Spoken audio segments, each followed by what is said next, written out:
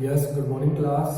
BSc first year zoology का second paper discuss कर रहे हैं, जेनेटिक्स एंड सेल बायोलॉजी। ठीक है, आनुवंशिकी या जेनेटिक्स क्लास में चल रहा है और इस क्लास में हम बात करेंगे मेंडल्स के लॉ के ऊपर, मेंडल के नियम के ऊपर, मेंडल्स लॉ, मेंडल्स लॉ। ठीक है, जेनेटिक्स को समझाने में, आनुवंशिकी को समझाने में मेंडल ने जो अपने नियम दिए थे, 3 नियम दिए थे, प्रभाविता का नियम, पृथक्करण का नियम और स्वतंत्र अपव्यूहन का नियम। Law of dominance, law of segregation, law of independence assortment. First जो नियम है प्रभाविता का नियम, प्रभाविता का नियम, लॉ ऑफ डोमिनेंस,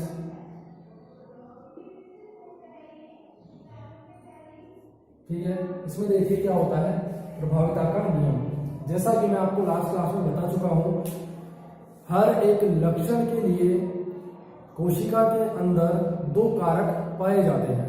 ठीक है, जैसे कि कैरेक्टर की बात करें, लंबाई से हाइट से संबंधित, ठीक है, जीव की या फिर किसी पादप की हाइट क्या होगी, उसका जो कद है वो क्या होगा, ये एक लक्षण है। इस एक लक्षण के लिए, एक कैरेक्टर के लिए 2 कारक पाए जाते हैं उसके अंदर, 2 फैक्टर्स या 2 जीन्स, जिनको बाद में बोला गया था जॉनसन के द्वारा, पाए जाते हैं। ठीक है, ये 2 कारक, इन 2 कारकों में से एक कारक होता है प्रभावी, दूसरा होता है अप्रभावी। ठीक है, ये दोनों ही कारक जिम्मेदार होते हैं उस जीव की लंबाई से संबंधित, कि उसका जो कद है वो अधिक होगा या कम होगा। अगर इसके अंदर लंबाई वाला जो कैरेक्टर है वो प्रभावी है तो इस जीव की जो लंबाई है वो ज्यादा होगी, और इसके अंदर दूसरा कारक जो कि अप्रभावी है, ठीक है, कम लंबाई से संबंधित है, वो इसमें अगर पाया जा रहा है तो इसका जो कद होगा वो कम होगा। ठीक है, तो देखिए प्रभाविता का नियम क्या कहता है। इस नियम के अनुसार जीव के अंदर 2 जो कारक पाए जा रहे हैं, उन कारकों में से एक प्रभावी कारक होता है, दूसरा अप्रभावी कारक होता है। तो अपने आप को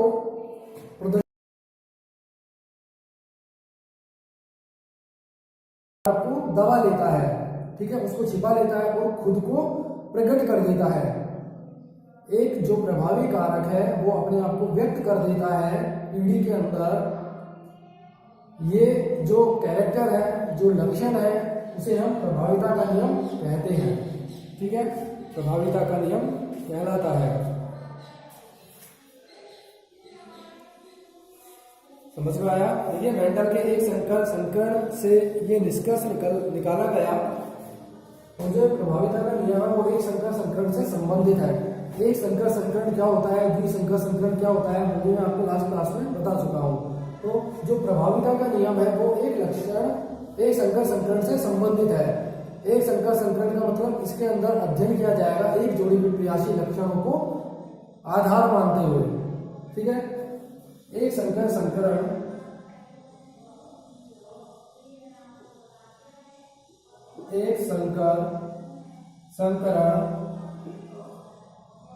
जो एक संकरण है, इससे निष्कर्ष निकाला गया, एक संकरण से निष्कर्ष निकाला गया कि एक संकरण से निष्कर्ष निकाला गया कि एक जोड़ी प्रयासी युग्म विकल्पी लक्षणों में से एक जोड़ी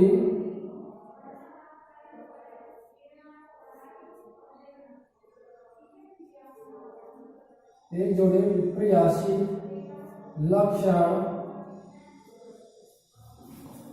विकल्पी युग्मकों में से या विकल्पी लक्षणों में से, विकल्पी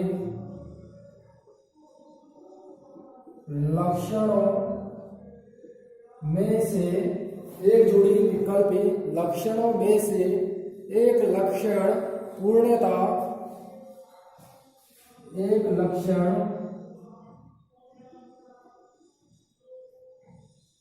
पूर्णतया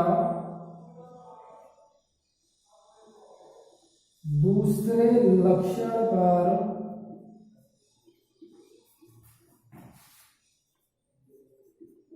प्रभावी होता है। एक लक्षण दूसरे पर पूर्ण रूप से प्रभावी होता है, इसे प्रभाविता का नियम कहते हैं। इसे प्रभाविता का नियम कहते हैं। ठीक है, देखिए एक संकर संकरण प्रयोग से निष्कर्ष निकाला गया कि एक जोड़ी विपर्यासी लक्षण विकल्पी लक्षणों में से एक लक्षण पूर्णतः दूसरे लक्षण पर प्रभावी होता है, इसे प्रभाविता का नियम कहते हैं। एक संकर संकरण प्रयोग से निष्कर्ष निकाला गया। एक संकर संकरण प्रयोग क्या है? Monohybrid cross. एक संकर संकरण प्रयोग में हम क्या करते हैं? एक जोड़ी विपर्यासी लक्षणों का अध्ययन करते हैं। ठीक है, तो एक जोड़ी लक्षण की बात हो रही है यहाँ पर, एक जोड़ी विपर्यासी लक्षण।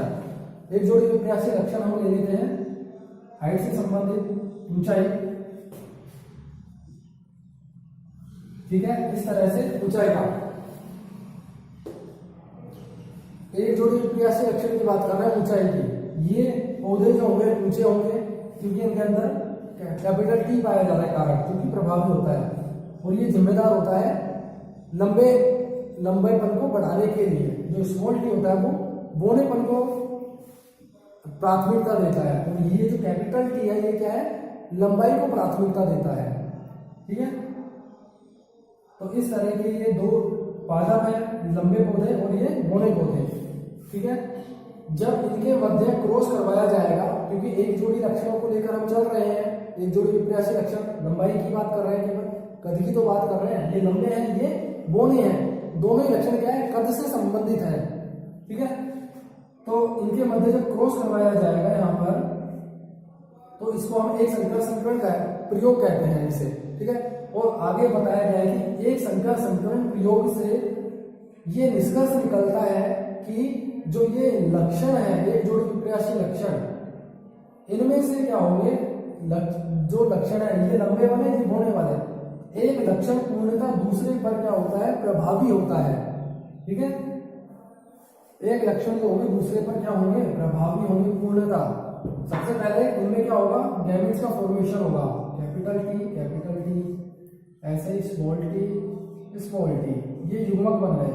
अब इनके मध्य क्रॉस करवाएंगे तो इस तरीके से इनके बनेगा कैपिटल टी, ये स्मॉल टी इधर से आया। ठीक है, कैपिटल टी, एक स्मॉल टी इधर से आया। इसी तरीके से ये वाला जो कैपिटल टी है ये इस स्मॉल टी से कर सकता है, ये वाला कैपिटल टी इस स्मॉल टी से कर सकता है। तो यहाँ पर भी क्या है? Capital T, small T, capital T और स्मॉल टी। इस तरह से ये चार बनेंगे युग्मक। चार तरह के जो हमें यहाँ पर पादप मिले। ठीक है, इनके अंदर क्या है? एक में कैपिटल टी है, एक स्मॉल टी है। इस तरह के हमें संततियां मिल रही हैं। ये जनक है, जनक। देखिए प्रभाविता का नियम क्या होता है ये समझिए आप। प्रभाविता के नियम की ये परिभाषा हो गई इस लिखित तौर पर। ये जो छोटी का हो गया प्रैक्टिकल समझिए।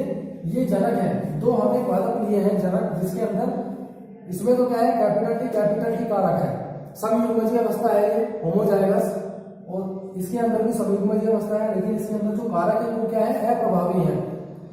ये प्राथमिकता देते हैं छोटे कद के लिए, और ये प्राथमिकता देते हैं कद को बढ़ाने के लिए। ठीक है, और कैपिटल टी क्या है? डोमिनेंस है, फैक्टर, प्रभावी कारक है। स्मॉल टी अप्रभावी कारक है।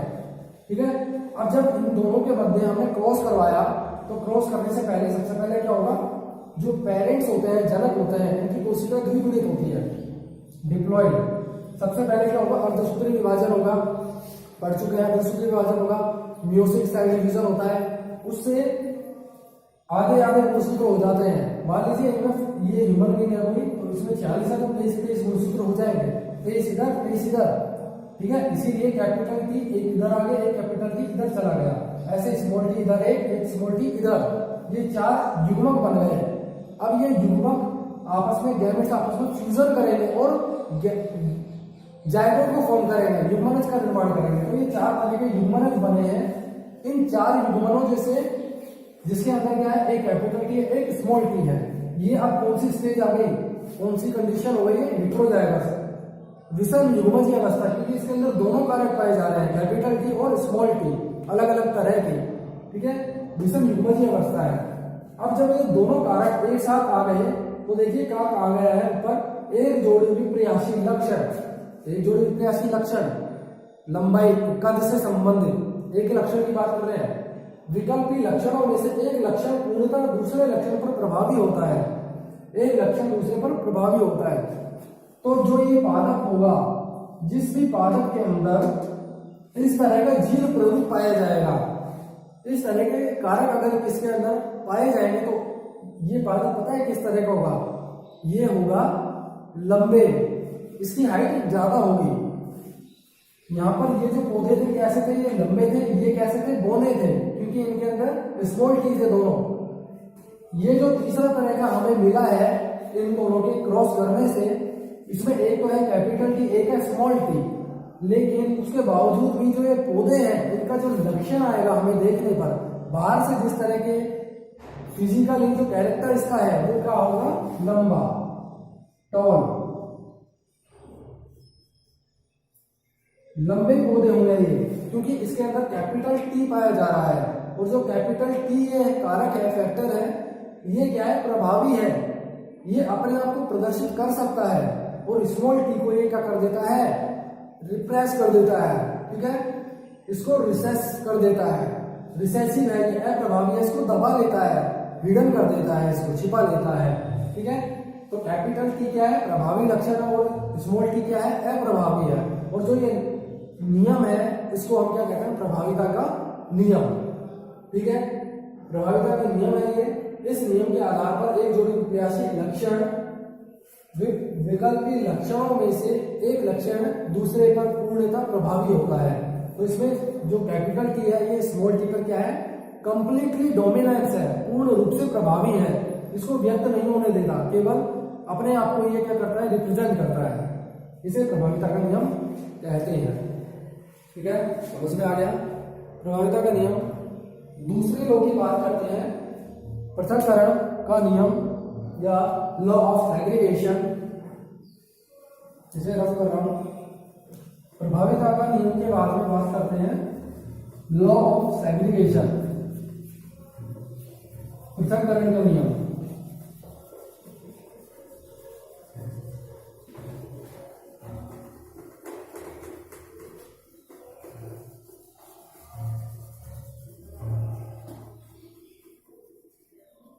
देखिए प्रभाविता के नियम के अनुसार, इसी तरह से ह्यूमन बीइंग की जब बात करेंगे, ह्यूमन बीइंग में, मनुष्य में टोटल 46 गुणसूत्र होते हैं, ठीक है। जो ये 46 गुणसूत्र है इनके पेयर होता है 23 जोड़ी, इनको बोला तो जाता है 23 जोड़ी, एक जैसे होता है 2-2 गुणसूत्र, ठीक है। जैसे कि देखिए 46 गुणसूत्र हैं टोटल, तो लेकिन इनका अगर हम पेयरिंग करें, इनकी पेयरिंग कर दें, इनको ग्रुपिंग कर दें, ठीक है, तो 23 पेयर पाए जाते हैं, 23 जोड़ी, 23 जोड़ी, ठीक है। मतलब कि एक जैसे दिखने वाले गुणसूत्र होते हैं 2-2, इसीलिए जो 23 गुणसूत्र होते हैं ऐसे ही 23 और होंगे, इसलिए 23 जोड़ी बोला जाता है। समझ में आया? 23 जोड़ी गुणसूत्र आते हैं पिता से, फादर से, और 23 जोड़ी आते हैं मदर से,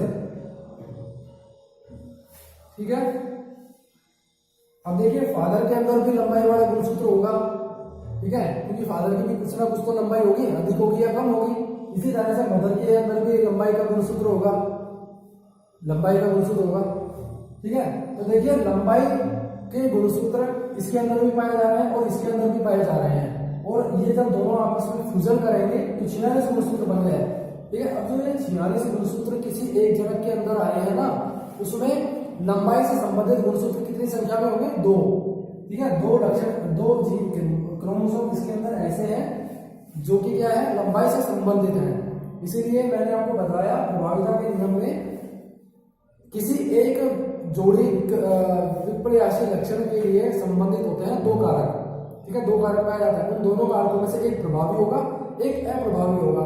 इसी तरह से जो ये लंबाई वाले लक्षण आ रहे हैं हमें एक फादर से और एक मदर से, दो लक्षण आ रहे हैं, दो क्रोमोसोम आ रहे हैं, ठीक है। अब इनमें से जो प्रभावी होगा, अगर फादर का प्रभावी होगा तो इनके संलयन से जो ये संतति बनेगी, जो ये चाइल्ड बनेगा उसकी हाइट क्या हो जाएगी, फादर की तरह हो जाएगी। अगर फादर लंबा है तो लंबी हो जाएगी। अगर मदर के अंदर जो क्रोमोसोम पाया जा रहा है वो प्रभावी है, डोमिनेंस है, तो संतति की जो हाइट होगी वो क्या होगी, मदर के ऊपर डिपेंड करेगी, इस तरह से, ठीक है। ये क्या है, प्रभाविता का नियम है। अब बात करते हैं पृथक्करण का नियम, दूसरा लॉ,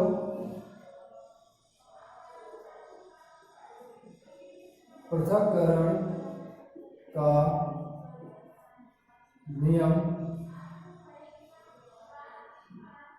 लॉ ऑफ सेग्रीगेशन।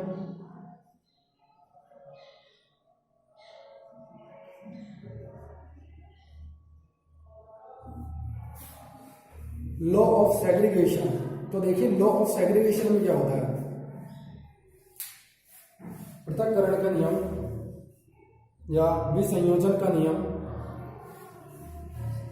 पृथक्करण का नियम या विसंयोजन वर्ड भी यहाँ पे कई का यूज कर लिया जाता है, विसंयोजन, ठीक है, विसंयोजन।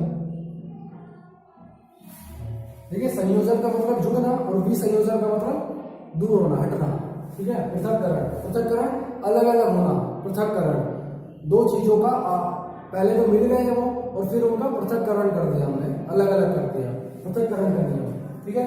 लॉ ऑफ सेग्रीगेशन, तो देखिए जो ये लॉ ऑफ सेग्रीगेशन है, पृथक्करण का नियम है, ये भी एक संकर संकरण प्रयोग पर ही निर्भर है। एक संकर संकरण प्रयोग से ही हमें समझ में आता है पृथक्करण का नियम। जैसे कि प्रभाविता के नियम में हमने बात करी है अभी, उसी तरह से विसंयोजन नियम में भी हम बात करेंगे। मेंडल ने इस सिद्धांत के प्रतिपादन में जिस तरह से प्रयोग करे उसमें देखिए पृथक्करण में इस नियम के अनुसार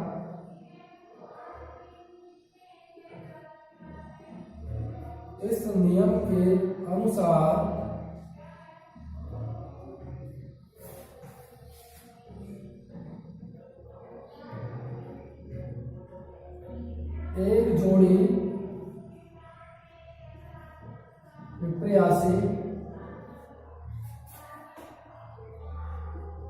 लक्षणों से संबंधित कारक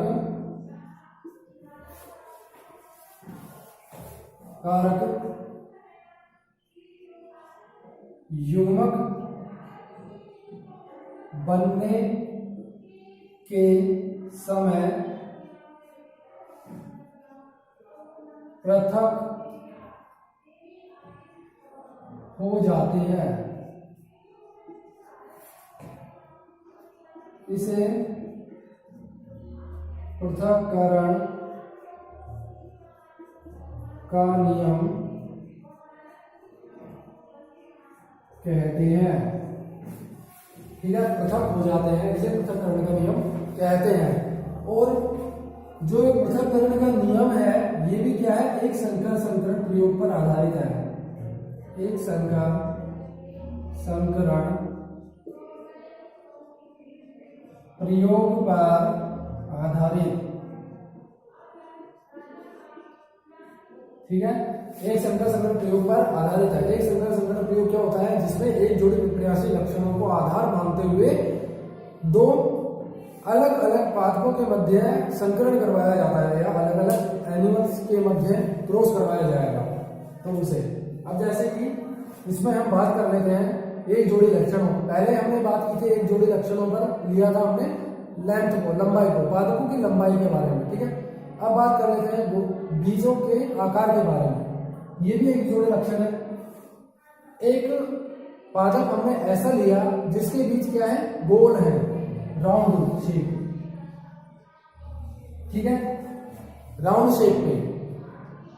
ये पादप ऐसा है जिसके बीच क्या है, गोल है, राउंड है। दूसरे पादप हमने ऐसे लिए जिसके बीच क्या है, विंकल है, झुर्रीदार, ठीक है, इसके गोल है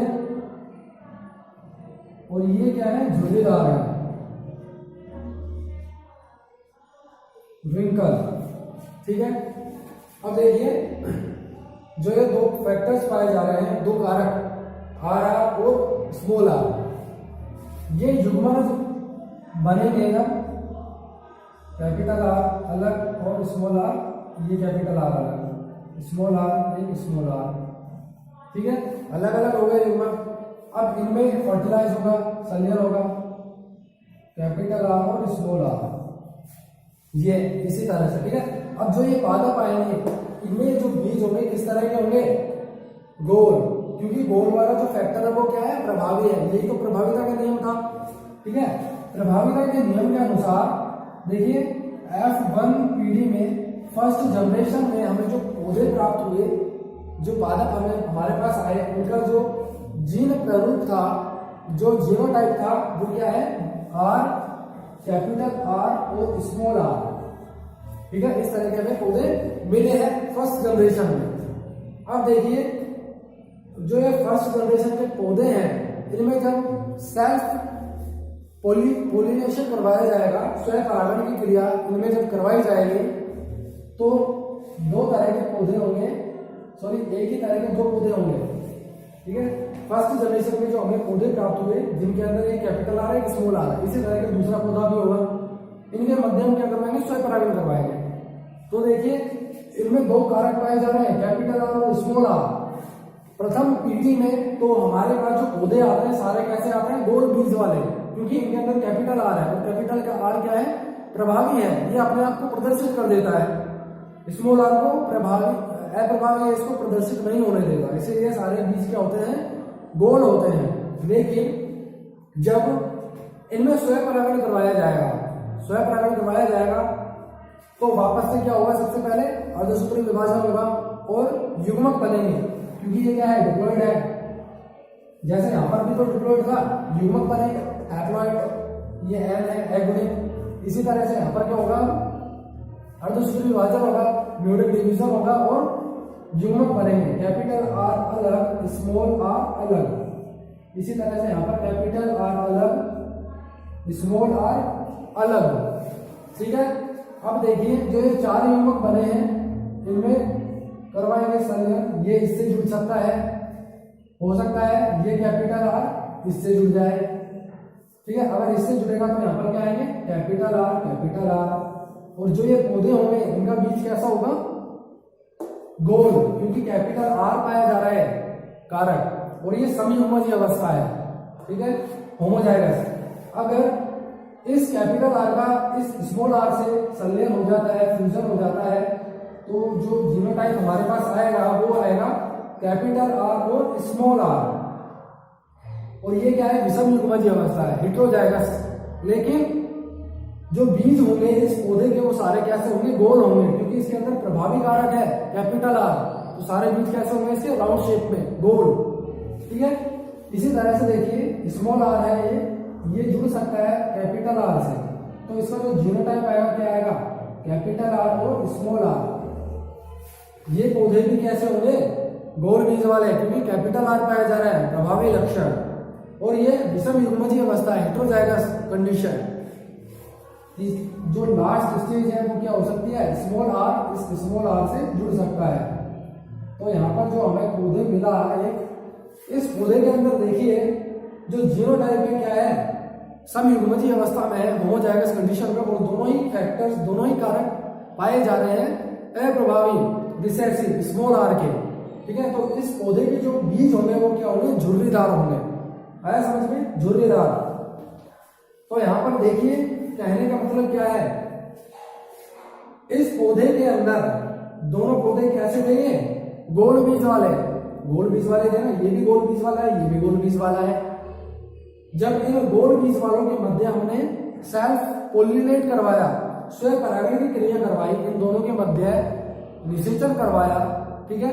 तो इससे गोल बीज वाले पौधों से गोल बीज के संततियां को मिली, उसके अलावा क्या है, झुर्रीदार पौधे भी हमें प्राप्त हुए, ठीक है। तो जो ये रिजल्ट जब मेंडल को मिला तो वो क्या है, अचंभित हो गया, आश्चर्यचकित हो गया इस तरह के रिजल्ट को देखकर कि भाई हमने जनक ऐसे लिए हैं जिसके अंदर केवल गोल बीज वाले पौधे पाए जा रहे हैं, ठीक है। इसके अंदर जो बीज आ रहे हैं वो क्या है, गोल है, इस पौधे के अंदर भी और इस पौधे के अंदर भी। लेकिन इनमें जब स्वपरागण करवाया तो उसके बाद हमें जो रिजल्ट आया उसमें से 3 पौधे तो ऐसे थे जिनके अंदर गोल बीज है, लेकिन एक पौधा ऐसा मिला जिसके बीज क्या है, झुर्रीदार है, ठीक है, विंकल शेप में है। तो जो ये लक्षण है इसको व्यक्त करने के लिए, इसको समझाने के लिए मेंडल ने ये बताया कि पृथक्करण का नियम दिया और उस नियम के अनुसार इन्होंने ये समझाया कि जीवों के अंदर जो ये 2 कारक पाए जा रहे हैं, कैपिटल आर और स्मॉल आर, ये हमेशा सदैव एक साथ ही बने नहीं रहते, बल्कि जब ह्यूमनस बनता है, युग्मक जब बनता है, गैमेट्स जब बनते हैं, तो गैमेट्स बनने के टाइम पर ये युग्मक, ये कारक फैक्टर्स एक दूसरे से क्या हो जाते हैं, अलग अलग हो जाते हैं, ठीक है। इनका पृथक्करण हो जाता है, सेग्रीगेशन हो जाता है। देखिए तो इसी तरीके से सेग्रीगेशन होता ही है, कैपिटल आर और स्मॉल आर एक साथ रहते हैं, लेकिन जब युग्मनस बनेंगे तो कैपिटल आर और स्मॉल आर दोनों क्या है, अलग अलग हो जाते हैं, ठीक है। और अब ये कैपिटल आर वाला युग्मक किस तरह के युग्मक से संलयन करता है और जायगोट का फॉर्मेशन करता है, युग्मक का निर्माण करता है, और जिस तरह का युग्मक बना है उसमें कैसे कारक पाए जा रहे हैं, उन कारकों के ऊपर निर्भर करेगा कि इससे डेवलप होने वाला पादप किस तरह का होगा, गोल बीज वाला होगा या झुर्रीदार वाला होगा, ठीक है। यही क्या है, पृथक्करण का नियम है, लॉ ऑफ सेग्रीगेशन है। आया समझ में? मेंडल ने बताया कि जीवों के अंदर एक जोड़ी विप्रियाशी लक्षणों से संबंधित जो कारक होते हैं, ये कारक ये सदैव एक साथ बने नहीं रहते, बल्कि जब युग्मक का निर्माण होता है अर्धसूत्री विभाजन के पश्चात ये दोनों कारक एक दूसरे से क्या हो जाते हैं, अलग अलग हो जाते हैं, सेग्रीगेशन हो जाते हैं, सेपरेट हो जाते हैं। यही क्या है, पृथक्करण का नियम है, ठीक है। तो इस क्लास में हमने बात की है मेंडल के नियमों के ऊपर, प्रभाविता के नियम को एक्सप्लेन किया है, वो पृथक्करण के नियम को समझा है। एक तीसरा नियम जो रह गया है हमारा, वो नेक्स्ट क्लास में एक्सप्लेन करेंगे। Thank you.